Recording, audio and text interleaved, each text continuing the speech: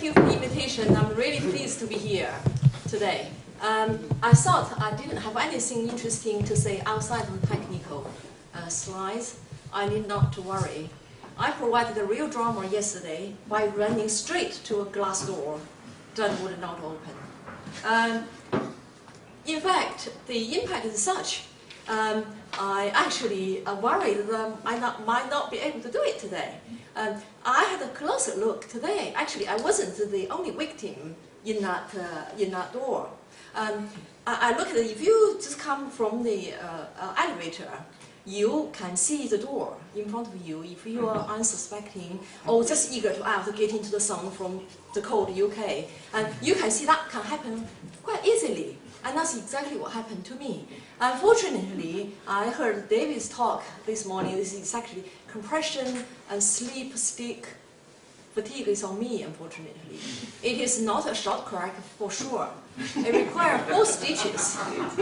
So, if I do come next time, you don't recognize me, and you know what happened. Now, on the other hand, I'm pleased to report that we have made quite a bit of progress from the last talk that I did and the last workshop. Essentially, this is a collaborative work. As you can see, there's so many people in here. It involves 2 independent experiments. The first one was done at Postmos by Han and John, who came to Postmos. This used stereo system, the standard DVC system. And subsequently, I went to Paris and did the in situ SEM and DIC with Veronica Dockett. And she's unfortunately can't make it here. Afterwards, Yanwei Lu and Kamal Mahdi processed the data. And Bing Lin did the abundant elements analysis. So I'm going to talk about what we've got here. So just to give you some background, what we talked about previously was some result from finite element simulation. What we observed is quite significant strain, tensile strain accumulation ahead of a crack tip. Okay, so this is all done on finite elements analysis and use different models: elastic plastic, viscoplastic, and crystal plastic. And this is just some of the results I remind you. Okay, so essentially what we do is look at the stationary crack and to look at very close to the crack tip, the strain, tensile strain evolution with cycle. Okay, so this is show you the R ratio effect. As you can see, they seem to be ratcheting, this is going carry on forever. And this is from the crystal plastic analysis and seem to showing this grain dependencies. So this is 4 different type of grains. So what we did was, okay, if this is the case, then the tensile strain accumulates when it reaches a critical value, then it would separate the material. Therefore, we said you can have the crack growth.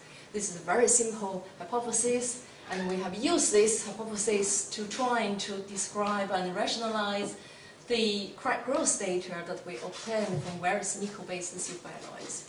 As you can see, we have done quite a bit of writing about them. So far, all these are hypotheses, so essentially we need experimental evidence, and this is what the motivation of this new work. So essentially what we did is that we chose a model material. There's lots of data available, and there's 2 different CT specimens. One goes into the CT chamber, goes into the SEM chamber, so it has to be smaller. So what we look at is pre-cracked specimens at a K range between 20 to 30, R ratio 0.1, and we increase the load gradually, and looking at the number of cycles, limited number of cycles, and to see how the strain develop. Okay, so the 2 different systems we use. The stereo system is that this is correlation solutions from the commercial software. Afterwards, we map the strain. And the other one, the SEM system, is regular grid as opposed to the random pattern, the sparkle. Okay, and this is used the in-house software to correlate the strain data. So what we look at is really monitoring the strain component in Y direction, perpendicular to the crack plane, or we talk about the zigzag, but in this case, it is perceived crack plane. Okay, so looking at the distance to the crack tip between 4 micron as close as crack tip, this is in the ICM system, and about 60 micron is about double of the grain size. So this is the first system, the DIC system. Essentially, we have a pre-cracked sample, and then we applied 7 series loadings. Okay, so essentially for each loading block is about 20 cycles, so increase the load. And the idea is to maintain the crack tip stationary and look at the strain development. And this is just the typical digital images that you have seen. And this is the last 4 series. The first one set is the cycle 1. The next one is the cycle 20. Using your naked eye, you probably can't see very much, but you probably can tell the crack in there. These are the imaging correlation parameters, and you can see this one is significant because then you compare with the ICM system to see the resolution of it. The reason I'm showing this 4 is because each time when we look at the image, this is one of the typical images, what we need to do is to find the crack tip. Now, I can't see, you might be able to tell, but then we did this painstakingly, one by one, okay, for the test series, to look for the crack tip first. Now, once you located the crack tip, then you draw a line like this, okay, then you found 4 points. So essentially, the grain size we measured is about 28.5, so essentially it's half, 1.5 and twice of the grain size. Then we work out the strain, average strain value calculated on the square of 25 micron by 25 micron. And this is superimposed, this is sparkle, you can see this superimposed is the displacement map. Now, as I said, the idea is to keep this crack stationary and looking at strains. Unfortunately, in reality, this didn't quite happen. As you can see, I'm plotting this crack length against number of cycles. So for the first 3 steps, we had appreciable crack growth. For the first one, nearly 40 microns. And for the length scale that we are looking at, this is really just too much. So the first 3 steps, we didn't look at ratcheting for the ratcheting analysis purposes. We look at the last 4 set data. And if you look at the strain evolution as a function of number of cycles, I'm actually presenting all 7 series. As you can see, the first 3 cycles appears to be, well, certainly we don't have any model that can describe this. So we blame the pre-cracking history for this. Maybe our residual stress experts here can explain a bit more on that. But I think if we look at the last 4, and these are the 4 points, okay, so this is the about twice the grain size, this is the half of the grain size, so this is the 4 point. So if you look at this, and it is clear that we do have strain ratcheting. Okay, so this is the first physical evidence of strain ratcheting ahead of the crack tip. Okay, we're trying to run some finite elements analysis. This is just a standard analysis, so we didn't do anything to it. The model is a simple Sebash type that you can get this from Abacus. The data for stainless steel 316L is from Easton and Nelson. And again, those data we use exactly as reported without any tweaking. So the specimen that we look at it is, this is showing plane stress specimen. This is what we initially intended to do.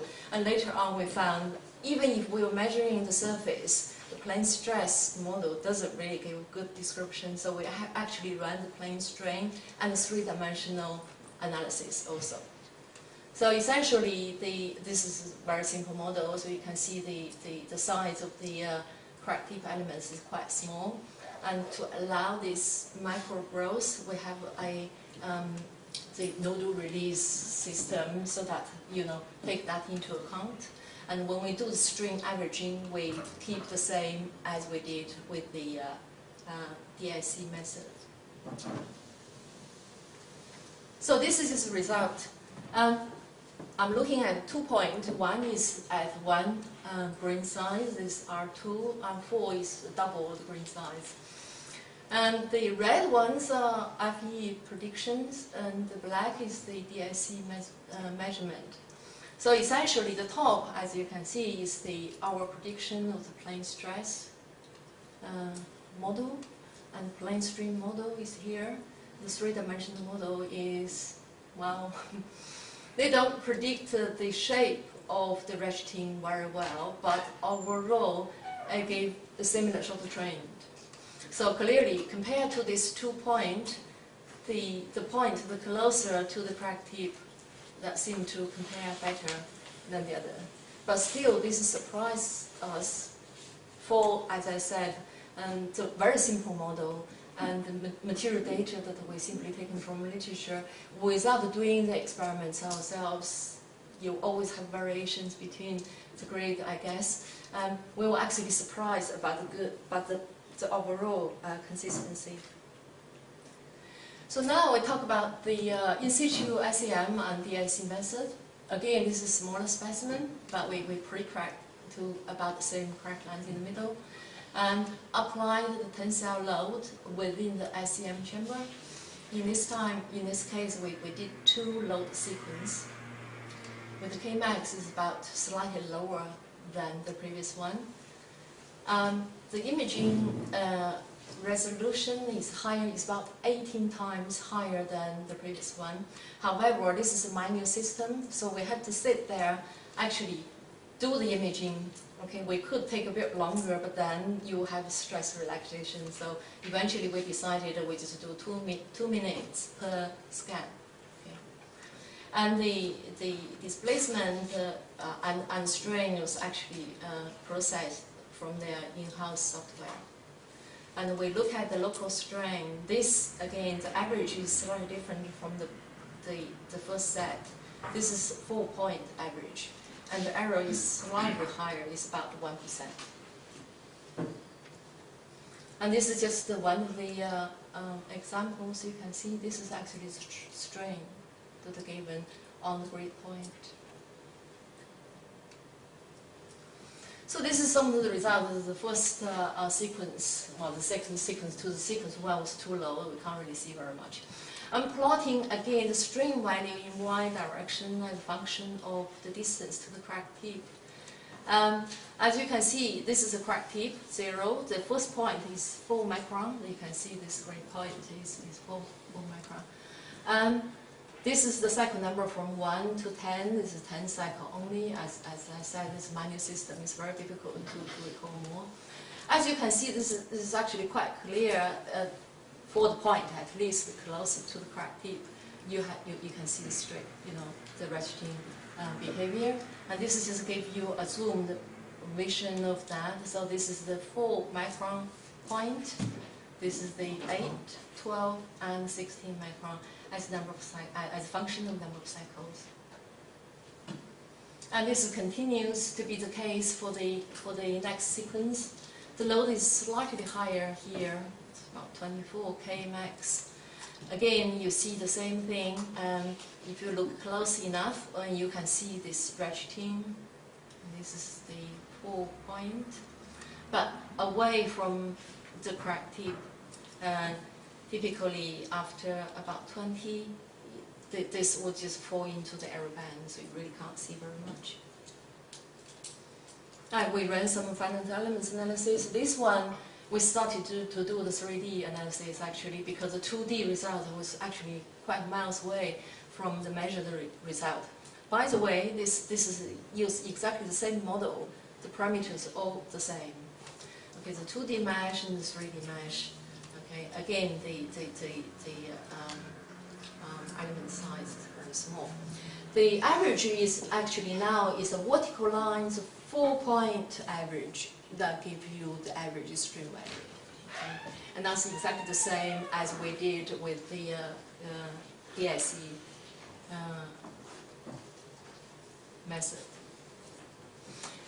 So now I'm giving you some results. ICM, DIC, compare with finite elements analysis. The top side is 2D plane stress model, and the bottom is 3D FE model. This side is away from the crack tip, this is close to the crack tip. As you can see, probably more strikingly, the 2D plane stress model clearly overestimated quite a lot of the measurement. At least the 3D model, giving scatters in the measured result, are in the same range. If you look at it closer to the crack tip, then again you see the 3D probably look a bit better, with the exception of the midpoint, which we don't know why. This carry on with the next theory that you can see again our prediction for the 2D stress model as versus the 3D versus the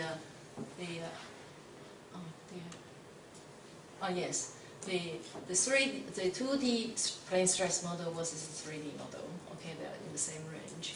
Again, we can describe a bit better, use the 3D model with the exception of the midpoint. But overall, I would say, it does give the right trend, although the FE model, being a very simple model, doesn't really quite give you the same ratcheting behavior.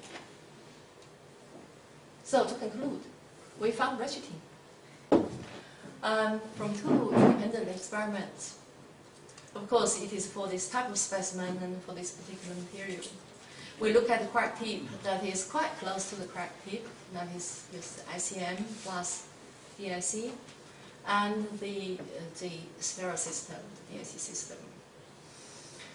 FE result, particularly the 3D result, seem to be comparable with the DIC result, although the model itself, probably we could use some more refined model to see whether or not we can capture the behavior a bit better. We have yet to compare these two measurements. Original plan was that we do something really close to the crack tip and away from crack tip, but there is a middle overlapping of the two results so that we can see whether or not from the two independent studies we can find the same trend. This has not quite worked out because the ICM result we found outside of that is actually the error, the scatter is too high. So, and this one, for the DIC result, we tend to look at the 1 micron, 2 micron, and it's too far away. So what we are doing currently is look at the DIC result closer to the crack tip and to see whether or not we can make a bit better sense how the two compare, the two measurements compare. Bear in mind, the K value is slightly different. This is always very difficult to judge, to make them exactly the same. But nonetheless, encouraging.